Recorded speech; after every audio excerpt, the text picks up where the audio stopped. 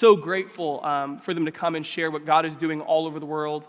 And we have another treat this morning, 2 weeks in a row. Actually, I'm excited because I have the privilege of welcoming and introducing our speaker this morning. And so let me tell you a little bit about our speaker here before she comes up. I will tell you right off the bat, she is a fantastic communicator. She'll be the first to tell you, though, she's not very good at small talk, all right? She likes to dive right into the deep end. How many of you have a friend like that? It's like, hey, let's cut right to the business. She's a kind of a person who is real. She will tell you how it is, which sometimes is tough in the moment, but it will save your life, all right? She is a great, great teacher if you listen. I've actually known of her for quite some time, but I've only really began to become friends with her in recent years as I've grown up and matured. I'm not going to tell you how old she is, but she has been around for a long time, all right? Little fun fact about her nickname on the streets, people call her the dealer. The dealer. She just loves making deals. She's constantly making offers and trade. If you do this, I'll do this. If you trade me this, I'll give you this. And she's not trying to take advantage of you. She's not trying to pull one over on you. It's quite the opposite. These offers that she makes are usually for the other person's benefit. I always picture her walking around making an offer you can't refuse. And so before we welcome her, the title of her message this morning is An Offer You Can't Refuse. And that's exactly what she's going to do today in our message. So East Point Church, would you please give her your undivided attention, and let's give a warm welcome to our speaker this morning, Lady Wisdom.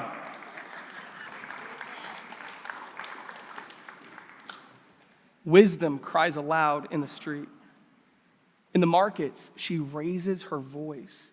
At the head of the noisy streets, she cries out. At the entrance of the city gates, she speaks. How long, O simple ones, will you love being simple? How long will scoffers delight in their scoffing and fools hate knowledge? If you turn at my reproof, behold, I will pour out my spirit to you. I will make my words known to you. Here's our speaker this morning, friends, Lady Wisdom. Lady Wisdom is here, and I found her. Lady Wisdom is closer than you realize. She is closer than you realize. Did you see where she was? Did you guys see where she was located? Look what she said. She is screaming in plain sight. You don't need to search very far. You don't need a search and rescue mission for Lady Wisdom. She's not hidden. She is standing in the streets. She is standing in the middle of the market. She is in the busiest parts of downtown, and she is raising her voice. She is crying out for everyone to listen to her. You can't miss her. You see, sometimes in our culture, we paint this mysterious picture of wisdom, right? Like wisdom, you have to search for it. You know, one of my favorite movies, I don't know if you'll judge me for this, but one of my all-time favorite movies is Batman Begins. Any fans in here? Oh, yeah, all the men, right? And the ladies are like, you're dead to me. But here's how it works. Ra's al Ghul, he comes to Bruce Wayne and he says, do you seek understanding? And Bruce Wayne's like, yes, I do. And he says, well, if you want wisdom, if you want understanding, then you must climb the eastern slopes, find the remote village, pluck this blue flower, ascend to the peak of a mountain, find the hidden temple, and there you will find understanding. Wow. And that's what we think of wisdom. Wisdom belongs to wizards and Jedis and Bruce Wayne, and it's just, if maybe you're lucky, you'll find it. But do you see our text, friends? There's nothing secretive about wisdom. There's nothing mysterious. You don't need to search. She is right there, making herself obvious and available. Wisdom is closer than you realize. Do you want to be wise? Young adults, do you want to be wise? Old men and old women, do you want to be wise?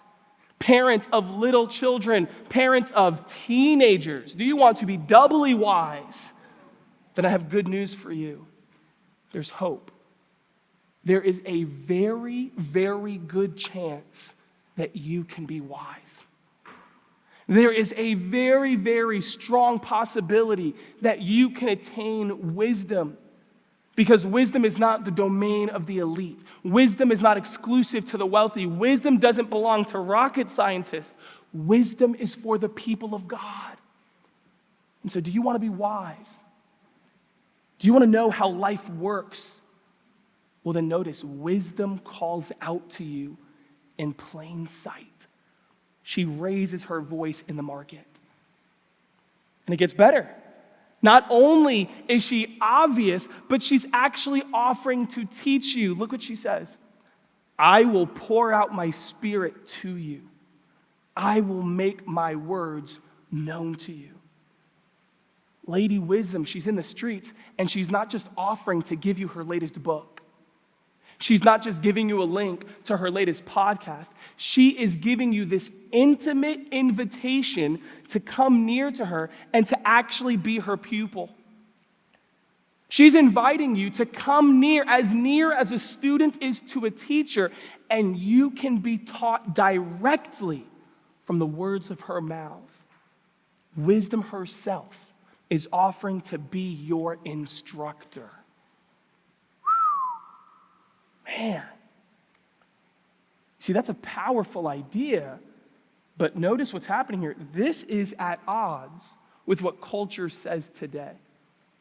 You see, most people today, right, the spirit of this age, the culture that we live in, it laughs at the idea that you need a teacher to learn life. Because, friends, come on now, you're not taught wisdom, you discover wisdom. Is that not what culture says? Wisdom is inside of you, and you must just unlock it. And if you're here and you're trying to look to authority, or you're looking to a tradition, or you're looking to teachers for guidance, that's naivete. That's immature. You need to find your own way, because wise people don't need others to tell them what's up. You make your own way. That's the wisdom of this age. That's the prevailing wisdom of this culture. And the Bible says the idea that everything you need to know is already inside of you, it's called foolishness. The Bible makes it very clear. Wisdom is not found within, it's found without. Wisdom is not achieved by searching within. It's by opening your ears and having an instructor. And here, Lady Wisdom herself, the personification of wisdom, is crying out to you, offering to be your teacher, offering to make you wise. This is an offer you can't refuse, huh, friends? She's not hidden. She's in the streets. She's screaming, I will make you wise. I will be your teacher. If this is so simple, then my question is, why are foolish people not extinct? If it's so obvious, if it's so easy, if she is so available and willing, then why isn't everybody learning from wisdom? It's because there's a catch. In order to learn from wisdom, you have to have the right posture. You see, she's ready. She is willing and able to teach you her ways, but when she raises her voice, you must listen. When she offers her reproof, you must turn. You see, there are two postures that you can respond with to wisdom, okay? Two postures. Posture number one, palm up. Posture number two, palm out. Okay? You will respond to wisdom in one of two ways. Number one, palm up. I'm hungry. Teach me. Yes, put in my hand what it is that you want to teach me. Teach me something I don't know. I'm hungry to learn. You know more than me. Palm up. But the second posture, palm, hey, excuse me. Thanks, but no thanks. Hey, wisdom, okay, yeah. I know what I'm doing. I got this on my own. Palm up or palm out. And so look at their posture. Let's do a test here. Look at their posture and see if you can't tell why they're still foolish. She says they love being simple. They're responding to her instruction. They're responding to her correction and advice like this. They like the way they are. They like the way they are. There's no desire to grow. There's no desire, excuse me, Lady Wisdom, thanks, but no, there's just no desire to move out of their state of simplicity. They're fools. They love being simple. Not only that, it says that they're scoffers, delighting in their scoffing. Every time wisdom tries to speak to them, every time she tries to raise her voice, they have this expression. You guys know that one, right? Let's all say it together. I'm just kidding. Don't do that, right?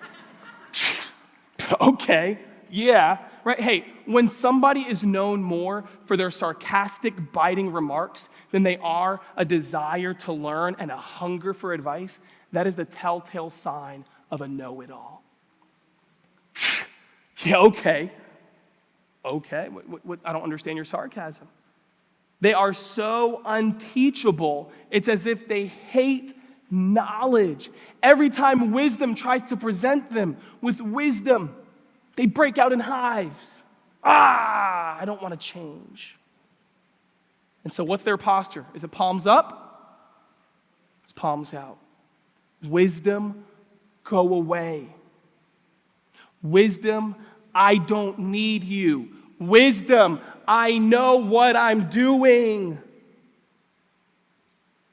Of course they haven't been taught wisdom. Their posture is unteachable.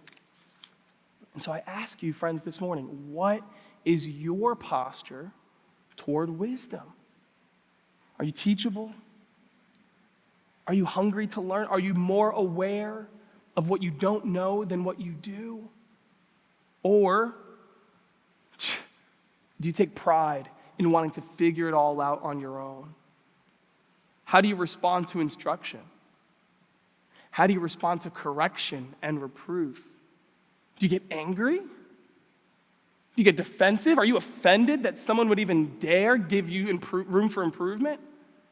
Or do you respond with a thank you? You're right. I have a lot to ponder. What is your posture toward wisdom? When I was 16 years old, could you guess what my posture was toward wisdom? So holy, right? So holy. Dude, I'll give you a story, a little bit embarrassing, but you guys got to know what you're dealing with here, right? I'm 16 years old, and I'm in high school, obviously, right? And my dad is sitting at the counter, and he's eating his oatmeal or whatever, and I walk in, bright and early, 11 a.m. to eat my breakfast, and I'm going to make some instant oatmeal, right? Maple brown sugar. It's like the only one that matters, right? And so I'm going to do some maple brown sugar, instant oatmeal, and I don't want to boil water, and we don't have an instant water heater, and so I decided I'm going to take a shortcut. How many of you have just put the water in the microwave? Genius, right? And so I didn't want to do the thing where I put it in for like 30 seconds at a time, and then I keep testing it. I was like, I'm just going to play it safe. Just put it in for 4 minutes, okay? Oh, see, I guess you know, all right? Look at all these wise people, all right? Be a wise guy. And so I put it in like beep, beep, beep, beep, and I put it in for 4 minutes, and my dad's like, what are you doing? What are you doing? And I'm like, I'm making water hot, duh, That's what I think I sounded like. And he's like, no, don't put it in that long. It'll explode. What is it, a bomb, Dad? You're going to explode? What do you think? And I'm like, come on. And he's like, Sam, seriously, you're going to explode? And I go, Dad, I know what I'm doing. Famous last words, right? Dad, I know what I'm doing. And he's just like, and my dad, he's such a good dad, but he goes, all right. And he sits there eating his oatmeal, and I'm just sitting there smug as can be, and I'm like, explode, right? Yeah, maybe in 1920, Dad, and I'm just being a fool, and it's like, I get it down, it's like 10 seconds left, and I'm just like smug as can be. And out of nowhere, pop! The water literally explodes. How many of you knew that would happen? No idea. I had no idea. The water explodes, and I just face red, and I turn toward the microwave, and I open the microwave, and I'm with paper towels, and I just go, don't look at him, don't look at his face, don't look at his face, don't look at his face. And I pull it out, and I just turn around, and he's sitting there going, right? Teach me the ways of boiling water, Father, palms up. No! Palm out, I know what I'm doing. At my core, I was unteachable. And you laugh, right? And it's a funny anecdote, and we get it. But listen, what the Proverbs are saying here, friends, is that it might be humorous when we're talking about water. But when we're talking about life, that was a dangerous posture to have. That was dangerous. It sounds noble, doesn't it? I want to figure it out on my own. And we praise that to an extent. That is a noble idea when we're talking about Legos. My kids love Legos. And I get over-involved. I'm like, no, we got to put the wings here. I'm like, Dad, I want to figure it out. Hey, you know what? He's right.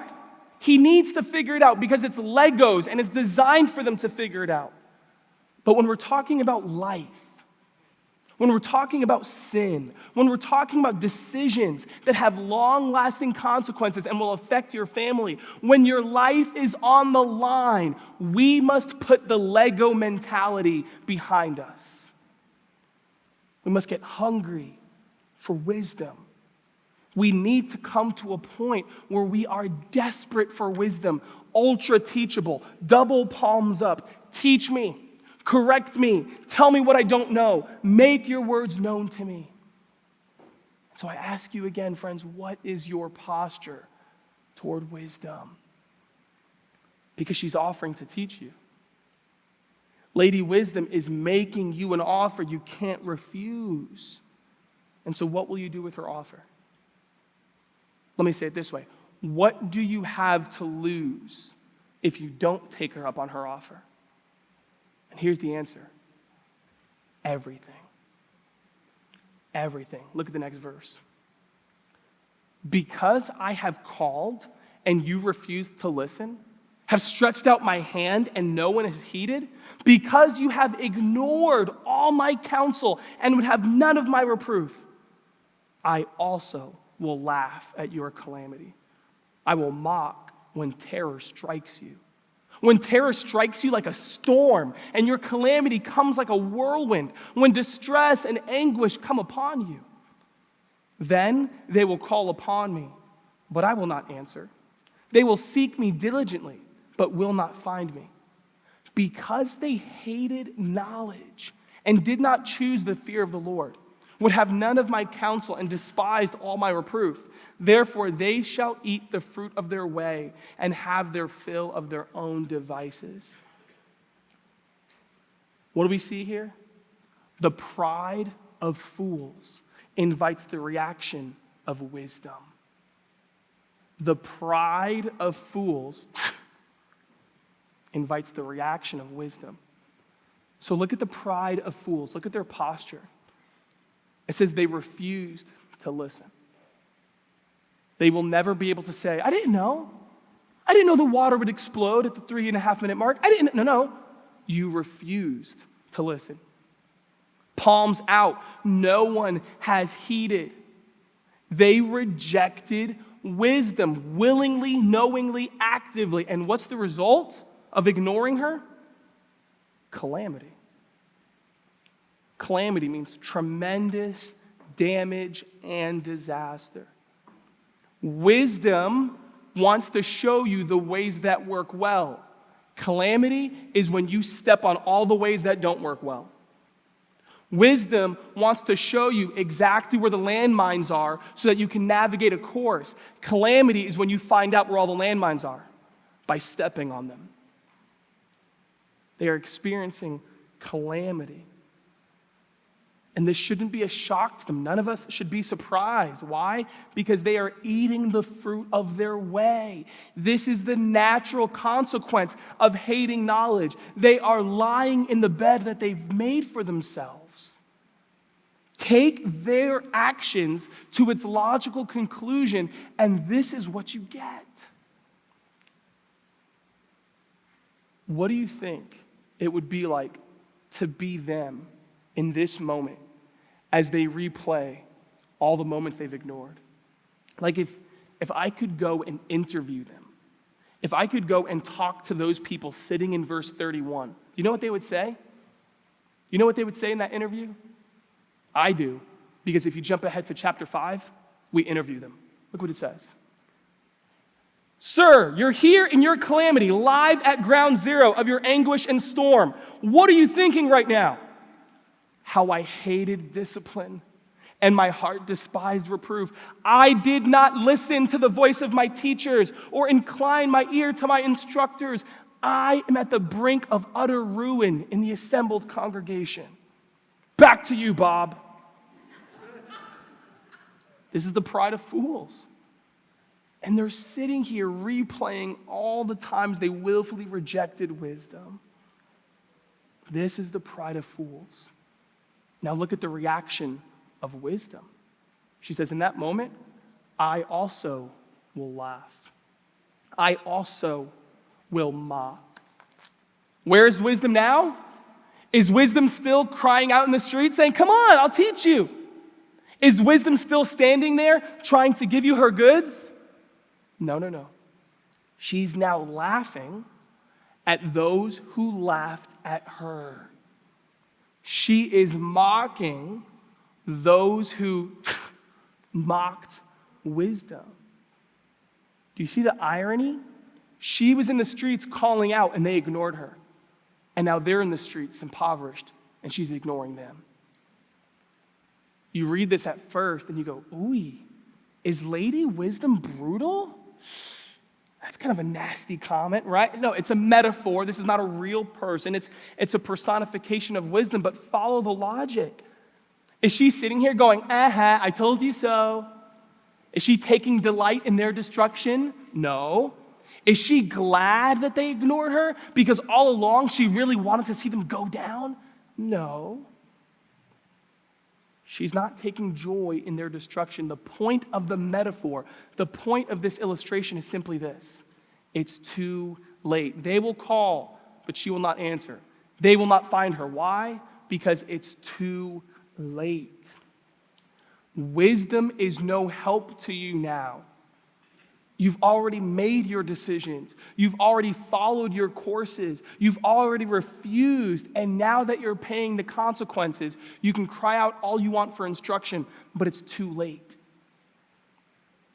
It's too late. We had this famous speaker in college come. And Pastor Daniel, we went to school together. He can tell you more about this story. But we had this famous speaker come, and he was at the height of his popularity.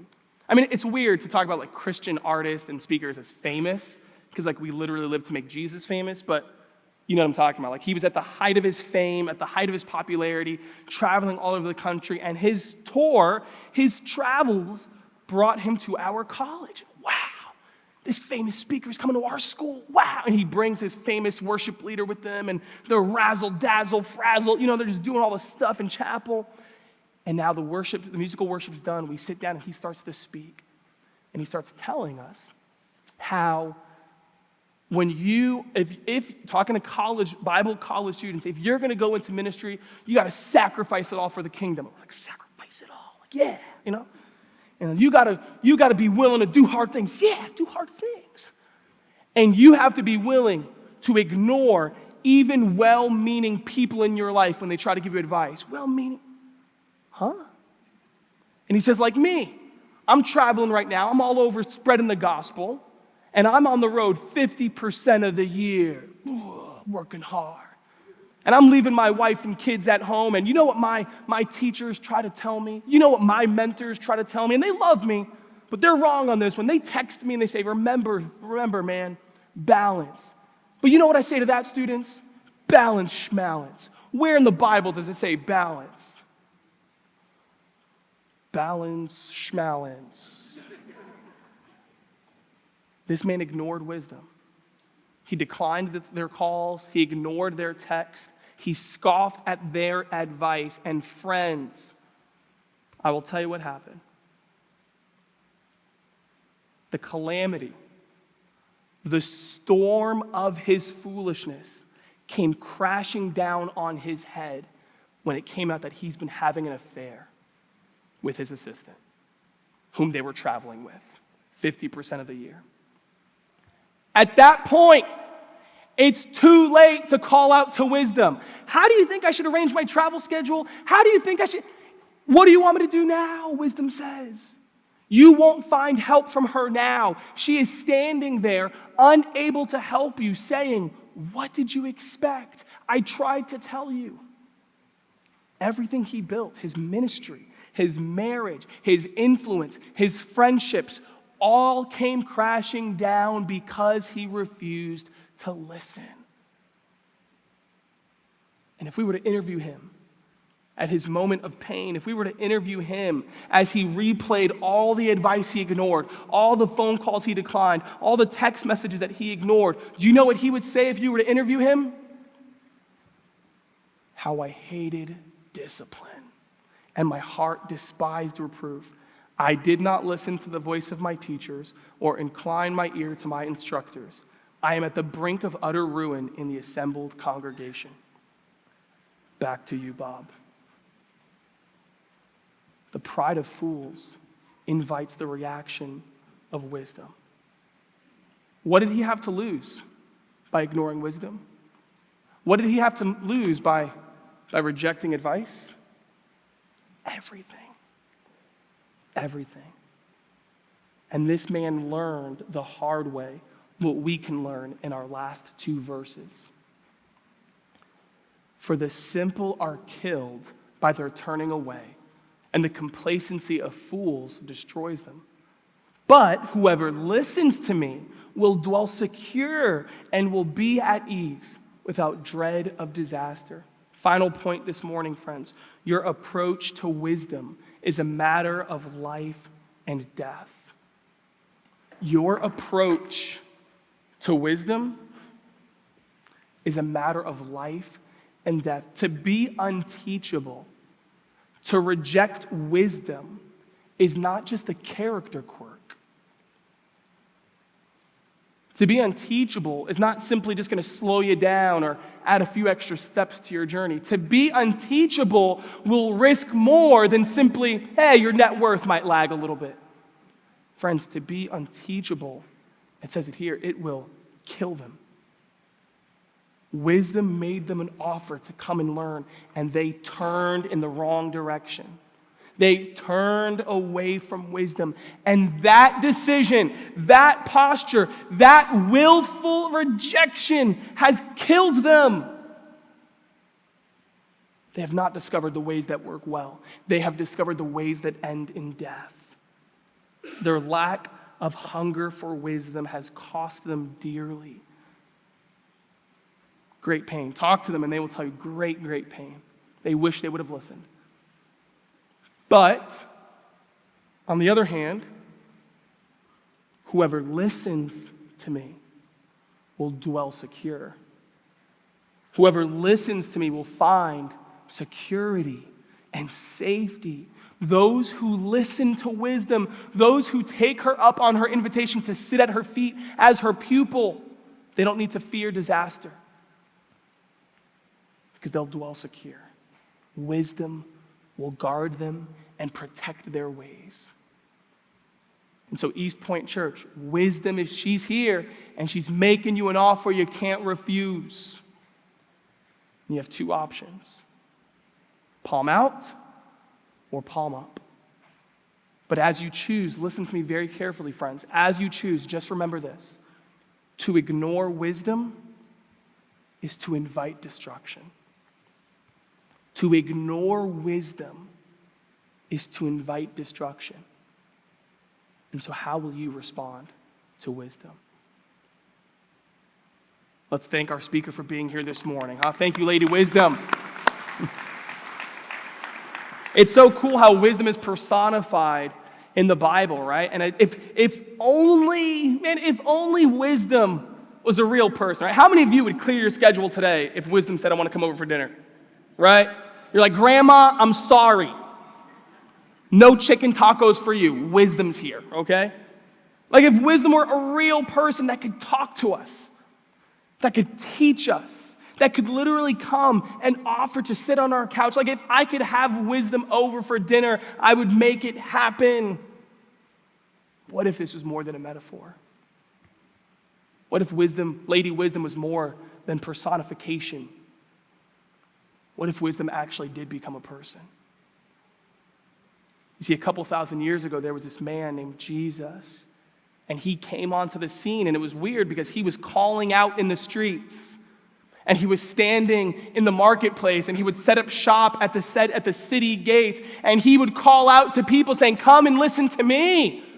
And it sounded an awful lot like Lady Wisdom. And as he called out in the streets, as he cried for people to come and be his pupils, as he cried out for people to come and apprentice underneath him, people started putting palms up and go, wait a minute. Who are you to speak like this? Who are you to say that we should listen to you or invite destruction? And you know what this man Jesus said? He said, "Everyone then who hears these words of mine and does them will be like a wise man who built his house on the rock. And the rain fell," that's calamity, "and the floods came, and the winds blew and beat on that house. But it did not fall, because it had been founded on the rock. And everyone who hears these words of mine and does not do them will be like a foolish man who built his house on the sand." Nearly identical words to Lady Wisdom, saying what you do with my words determines how your life goes. So who are you, Jesus? How can you make such a claim? Here's why. Because Jesus is the personification of God's wisdom. Jesus is the embodiment of the wisdom of this universe incarnate, God himself. And he came making an offer you can't refuse. He invites you to come. He offers to give you his spirit, the spirit of wisdom. He offers to make you wise. He says, "Come and learn my ways. Come and apprentice under me. Let me show you how to hold up under the chaos of existence my way." And so we just learned this morning that to ignore wisdom is to invite destruction. But friends, what the scriptures as a whole teach us is that to ignore Christ is to invite destruction.